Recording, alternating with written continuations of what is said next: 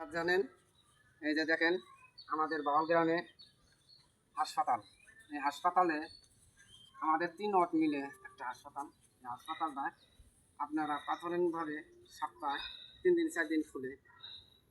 আমাদের সরকারকে জানাতে চাই প্রত্যেকটা গ্রামে এরকম একটা করে হলে কি আমাদের সাধারণ পাবলিক যারা আছে তারা ভোগান্তিতে পড়বে না।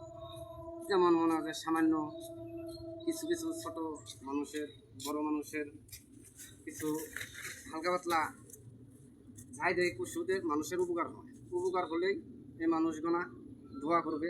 যে সরকারি হোক, আমাদের তারেক রহমানকে বলবো, আমার নেতাকে বলবো যে আপনারা আর একটু আধুনিক করেন, আর একটু আপডেট করেন, যান প্রত্যেকটা এলাকায় যান।